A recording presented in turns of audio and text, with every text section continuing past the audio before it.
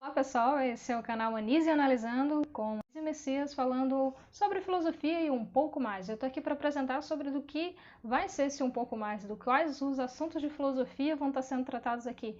Então, esses assuntos são algo que começou em 2017 com a minha pesquisa, que acabou sendo o trabalho de conclusão de curso da minha graduação em filosofia e que depois agora se tornou o meu objeto de estudo no mestrado sobre a subjetividade e a sociedade.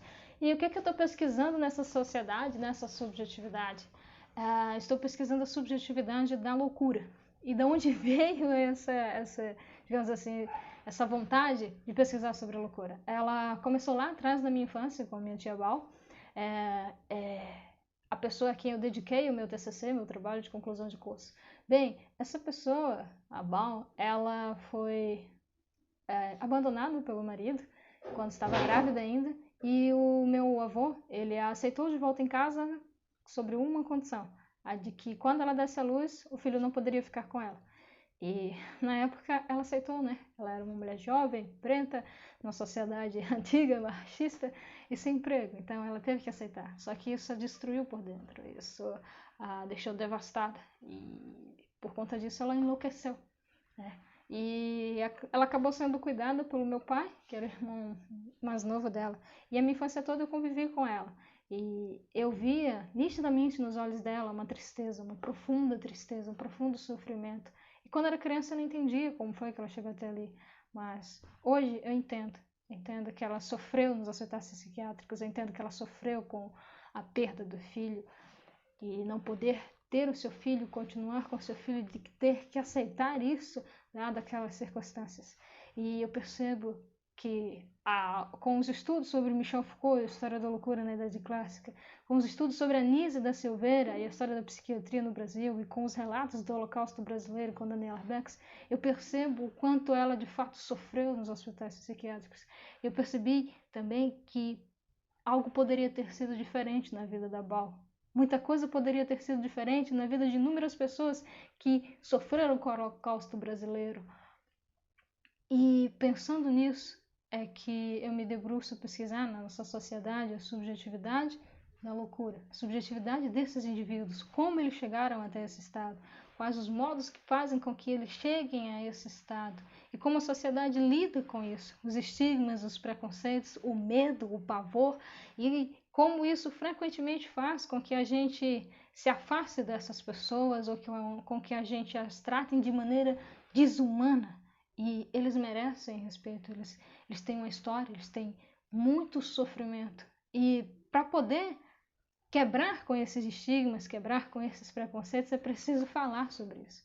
E eu percebi que a escrita na academia não era suficiente, que eu precisava falar para isso, falar para o mundo, falar para as pessoas de outro modo. E esse é o modo que eu encontrei.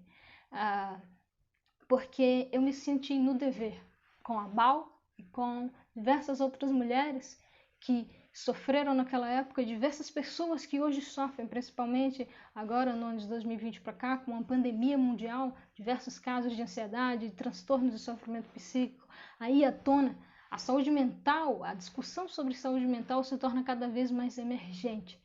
E eu me senti na necessidade de poder estar aqui produzindo esse conteúdo para, de algum modo, fazer com que a minha pesquisa ela reverbere nessas pessoas. Mas se eu falar só para os loucos, isso não adianta de nada. Então, eu tenho que falar para vocês também, para que vocês possam começar a modificar a perspectiva que vocês têm sobre o que é o louco, o que é a loucura, o que é sofrimento psíquico. São as mesmas coisas? Eu devo ter medo de um doido? O que é um doido? Qual a história que há por trás dessas pessoas? É possível ter uma história? É possível compreender algo desse devaneio insano dessas pessoas? Talvez sim.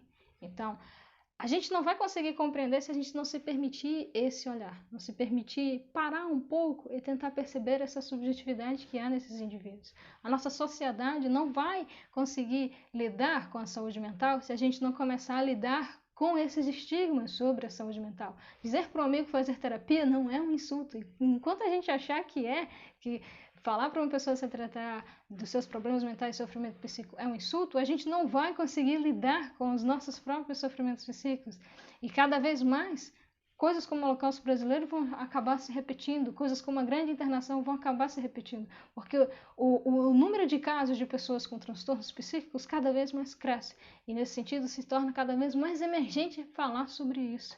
Então é pensando nisso que o Anísio Analisando vai estar aí analisando essa subjetividade da loucura. E para além disso, para mostrar que o pesquisador em filosofia, para também quebrar com os estigmas sobre o que é um estudante de filosofia, o que é um pesquisador de filosofia, vai estar falando um pouco sobre a minha vida. Como mulher preta, periférica, que veio lá do interior, chegou à Universidade Federal, chegou à capital e agora está no mestrado e em breve eu pretendo também, daqui a uns anos, estar num doutorado, de mostrar como foi a minha trajetória de vida para chegar até aqui.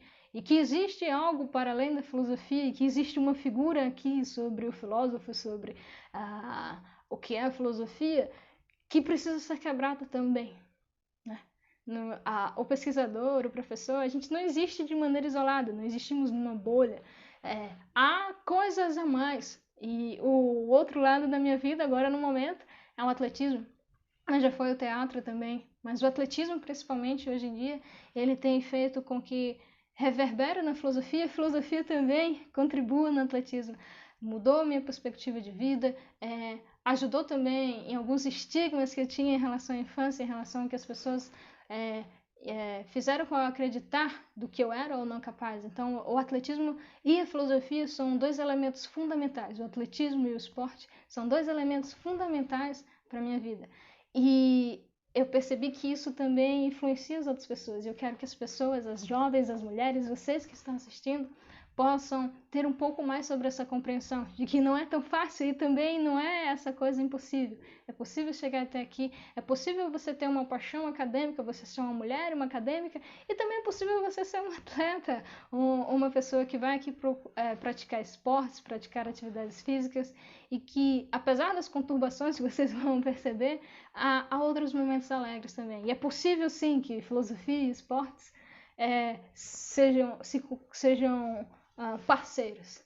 É possível que um filósofo, eu não sei ainda se eu posso me considerar um filósofo, mas possa também ser um esportista, assim como um esportista também pode ser um pensador ou uma pensadora.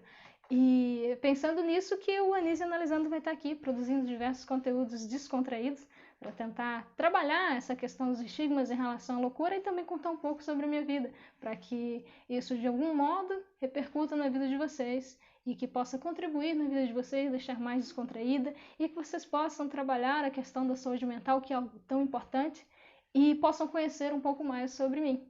E é isso. Se você gostou, se você tem interesse sobre filosofia, sobre loucura, se você gosta sobre esportes, de vez em quando vai ter alguma coisinha sobre moda, curte, se inscreve no canal, acompanha. Também eu vou deixar aqui a descrição do meu Instagram. E se você gostar, curtir, eu tô repetitiva demais. Enfim, é isso aí. E fiquem ligados que em breve vai estar saindo mais conteúdos e mais produções, mais histórias.